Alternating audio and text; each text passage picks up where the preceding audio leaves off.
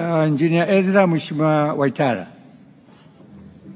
Mheshimiwa Naibu Spika, na mimi nikushukuru kwa kunipa nafasi.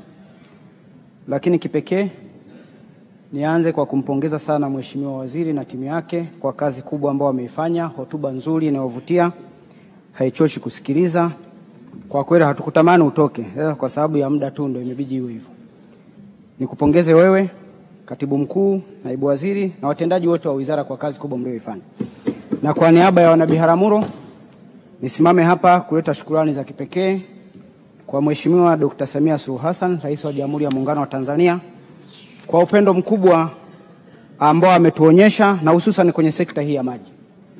Itakumbukwa tarehe 8 mwezi wa 6 mwaka 2022 akiwa ziarani mkoani Kagera, niliomba maji wilayani Biharamulo pale kwenye mkutano wa hadhara akiwa anaongea na wananchi kwa ajili ya mradi mkubwa wa maji ya ziwa, kwa sababu lazima ina chanzo kizuri. Mheshimiwa Waziri, Rais alikusimamisha, ukaweka commitment na ukamwahidi kwamba utahakikisha Biharamulo inapata maji salama na safi ya kutoka Ziwa Victoria.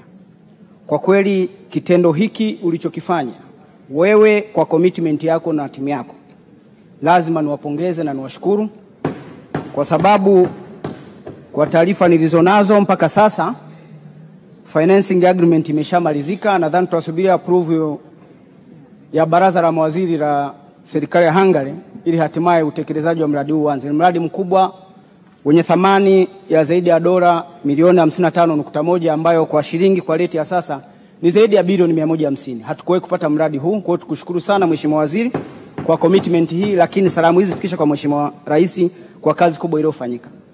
Nikirejea katika habari ya maji ya Biharamulo, kwa miaka hii 4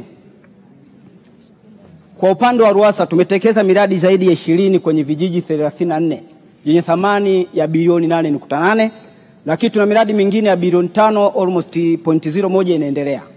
Na kwa mamlaka ya maji ya Biharamulo mjini kwa miaka 4 tumekuwa na miradi ya maji ya takriban 3.3 bilioni na tuna mradi mwingine ya bilioni karibu 1 inaendelea. Kwa hiyo ni hatua kubwa sana ambayo tumeipata. Tushukuru sana kwa ajili ya haya. Sisi hatuna neno. Tukutane Oktoba turudishe maua kwa kazi hii kubwa ambayo imefanyika kwetu. Lakini kipekee hata wewe Mheshimiwa Waziri ulivyokuja Biharamulo nikushukuru sana. Ulitembelea mamlaka ya maji pale ukatoa maelekezo. Tulipata gari ya mamlaka, tumepata furniture, tukapata kila kitu ambacho ulikiahidi. Kwa hiyo tukushukuru sana kwa commitment yako, maana ulitoa ahadi ukatekeleza. Na hata RUWASA sasa wana gari jipya na kazi zinafanyika, kwa miradi yote inasimamiwa vizuri. Lakini mradi wa Nyakanazi bado kuna madai ya mkandarasi, tulikuwa tunaomba sasa yapitishwe haraka ili aweze kumaliza, kwa sababu ni eneo linalokuwa na uhitaji wa maji sana pale maeneo yale. Lakini Mheshimiwa Naibu Spika, mimi kwa upande wa maji nadhani naweza nikaishia hapo, kwa sababu sehemu kubwa mradi wa Ziwa Victoria ukishaanza utakuwa umekava kila kitu cha Biharamulo. Lakini liko jambo Mheshimiwa Naibu Spika, kama mbunge wa CCM lazima hotuba au siasa za dunia tuzifuatilie. Ikizingatiwa nimekuwa na serve katika bunge la nchi za maziwa makuu nikiwa kama kiongozi wa kamati ya mambo ya kibinadamu na kijamii. Shida inapotokea nimezunguka nchi nyingi za ukanda huu, nimeona matatizo watu wanaoyapata. Jana kulikuwa na mjadala katika bunge la Ulaya. Sitaki sana kuingilia mambo yaliyokuwa yanajadiliwa pale, lakini yalitolewa maazimio 6 kwa ajili ya serikali ya Tanzania. Na moja ya azimio yalikuwa ni maazimio yanayohusu kesi ya Mheshimiwa Tundu Lissu. Hiyo sina shida kwa sababu iko mahakamani, hatuwezi kuongelea hapa. Lakini azimio namba 2 wametoa azimio linalotaka serikali ya Tanzania kutambua haki za wapenzi wa jinsia moja au ushoga. Sasa nimeforward kwenye grupu ya bunge, mnaweza mkaona. Na katika lile azimio namba 6 linaelekeza kwamba serikali ya Tanzania na bunge la Tanzania, rais wa bunge la Ulaya ayaandikie serikali na bunge la Tanzania kuelekeza yale maazimio 6.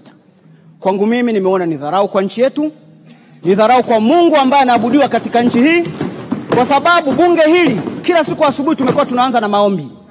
Kila shughuli ya kiserikali tunaofanya kunakuwa na viongozi wa BAKWATA, CCT na maeneo mengine tukiomba Mungu asaidie taifa hili.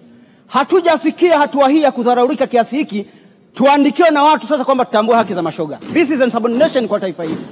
Kwa hiyo tunaomba kupitia kiti chako sauti yetu isikike kwa niaba ya Watanzania tunaowakilisha ndani ya bunge hili. Masuala haya ya laana katika nchi hatuyahitaji. Maendeleo tunayo, tunazidi kupiga maendeleo. Tunajua ni washirika wetu wa maendeleo na tusapoti. Lakini swala la kutaka tumkufuru Mungu aliyetuweka hapa, tunaomba tusifike huko. Kwa hiyo Mheshimiwa Spika na Naibu Spika, ni kuombe serikali yetu kupitia Wizara ya Mambo ya Ndani iko hapa, Wizara ya Mambo ya Nje iko hapa, tupeleke message clear. Sisi ndio tunaowakilisha Watanzania. Ulinzi wa watoto wetu wa kiume na watoto wetu wa kike, taarifa Mheshimiwa Naibu Spika, ustawi wao. Taarifa Mheshimiwa Naibu Spika, maji kama hawa watu hawatakuja kulindwa katika maadili ya baadaye na taifa hili likastawi sana Mungu ambao wamekuwa anayotunza. Tumeona rais wa Marekani amekataa upuuzi huu. Tumeona viongozi wengine wamekataa upuuzi huu. Sasa kama ni uchu wa madaraka, kuna watu wanatafuta madaraka kupitia vyama vya siasa, watafute madaraka kwa siasa safi na siasa ya haki ya nchi hii, lakini sio wakatuunganishe na mambo ya laana yanayotoka huko. Hata kwao Mheshimiwa Spika, Mheshimiwa Naibu Spika, baadhi ya nchi leo wamefanya uchaguzi. Vyama vya baadhi ya hizo nchi za Ulaya vimeanza kukataa upuuzi huu. Nashangaa taifa hili tunaandikiwa kwamba tukubali au tuelekezwe na bunge la Ulaya kwamba tuafiki mambo ya ushoga. Kwa hiyo nilikuwa naomba wabunge wenzangu tupaze sauti na tupige kelele. Kitu hiki hakikubaliki katika nchi hii, hakikubaliki katika ardhi ya Tanzania na hata mbinguni ambapo tulikuwa tunaomba. Ili naomba niweke clear kabisa, tuwe wakali, walete masharti, walete chochote, tushirikiane kwenye maendeleo, lakini swala hili la kutudharau mpaka kufikia hatua hii, Mheshimiwa Spika, naomba likataliwe na kila Mtanzania na likataliwe na kila mbunge na kila kiongozi aliyepo.